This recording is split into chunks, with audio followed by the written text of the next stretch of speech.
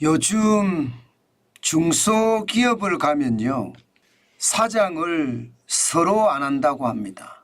자칫 사장을 하다가 중대재해기업처벌법에 걸리면요, 징역을 사는 거는 당연하고요, 벌금까지도 어마어마하니까 너도 나도 손사래를 친다는 뜻이에요. 사실 중대재해기업처벌법 엄청나거든요.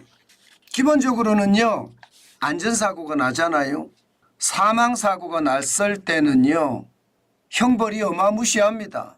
1년 이상 징역, 여기에다 벌금은요, 개인은 10억 원 이하 벌금이고요, 법인도 50억 이하 벌금입니다. 그러니까 감옥 가서 사는 건 살고 벌금은 개인하고 법인하고 이중적으로 때린다는 뜻입니다. 그렇다고 말입니다. 다치거나 질병에 걸릴 경우는 없느냐? 그것도 아니에요. 다치거나 질병에 걸리면 형벌이 7년 이하의 징역이고요, 벌금도 1억 원 이하의 벌금입니다. 참 어마무시하죠. 게다가 최근에 중대재해기업처벌법 말입니다, 판결이 많이 있었거든요. 현재까지 15건의 판결이 있었습니다. 그런데 그중에 말입니다, 정확히 말하면요, 15건 다 유죄 판결이 났습니다. 그 중에서도 말입니다, 자동차 부품회사의 경우 대표이사가 중대재해기업처벌법 위반 혐의로 징역 2년이 선고됐습니다. 자동차 부품회사의 최고경영자에게 징역 2년이 선고됐다는 것은 여러분, 무서워서 사장 못하겠어요 이 말하고 이제 별반 차이가 없습니다. 그동안은 말입니다, 15건 중에 그래도 13건은 집행유예 선고가 났었거든요. 그런데 이번 건, 그러니까 자동차 부품 회사에 관한 것은요, 울산 쪽에서 일어났는데 이게 피해자하고 합의를 했는데도 불구하고 2년을 선고했으니까 중소기업계, 나아가서는 산업계에서는요, 진짜 화들짝 놀라고 있습니다. 이야, 참 충격적이다 이런 생각이 들거든요. 작년에는 한국제강 대표가 대법원에서 최종 형량 징역 1년을 확정지었습니다. 저는 이렇게 된다는 자체가 말입니다, 대한민국이 앞으로 굉장히 어려워질 거라 저는 생각을 해요. 기본적으로 말입니다, 기업가 정신을 발휘하기에 법이 더 무섭습니다. 자칫 잘못하면 징역을 사는 데다가 벌금까지 징벌적으로 매기니까 기업가 정신이 아니라 나 기업 안 할래 이렇게 되는 겁니다. 기업하는 사람들에게 부담을 덜어줘야 되거든요. 그런데 지금처럼 말입니다, 징벌적으로 계속해서 기업인들에게 때리면요, 제가 봐서는 우리 기업들 생각보다가 더 빨리 접을 겁니다. 지금은 5인 이상 사업장 이제 다 적용되거든요.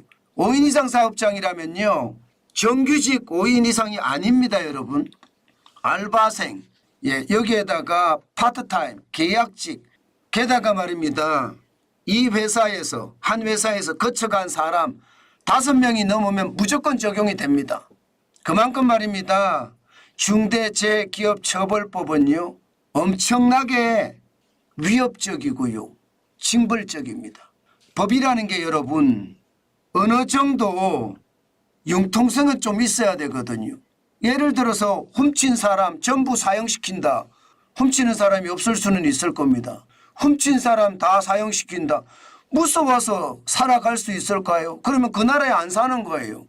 이렇게 너무 가혹하게 징벌을 하게 되면요, 사회 자체가 위축되거든요.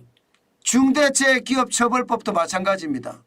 너무 가혹하게 기업인들을 잡들이 하니까요, 기업인들이, 저는 기업가 정신이 무너지고 사업하려고 하는 사람들이 점점 줄어들 겁니다. 죄송합니다. 저도 대한민국인데, 조국인데 이런 말을 해서 망조가 들었습니다. 저는 이대로 간다면 대한민국이요, 중국한테 뒤지는 것은 당연하고요, 얼마 가지 않아서요, 인도한테 뒤지는 거는 당연히 그렇게 될 거라고 보고요.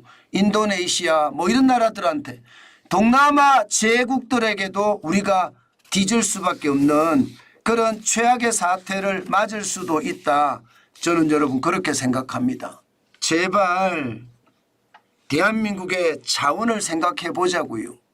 우리나라가 석유가 많이 나는 것도 아니고 그렇다고 석탄이 많이 나는 것도 아니고 우라늄이 많이 나는 것도 아닙니다. 우리나라는 달랑 말입니다. 인구가 다의 인구. 대한민국의 핵심 역량은 기업이라는 뜻이에요. 그런데 그 기업을 이렇게까지 옥죄면 기업은요 더 이상 희망이 없습니다. 제발 국가 지도자라는 사람들 확실히 좀 정신을 차려서요. 너무 징벌적으로 법을 만들어 시장을 위축시키는 일은 없어야 되겠다. 저는 그런 말씀 꼭 드리고 싶습니다. 지금 이대로라면 무서워서 사장 못하겠다 이 말이 현실이 될 겁니다. 그것은 대한민국의 미래가 없다. 저는 그렇게 강력하게 말씀드리겠습니다.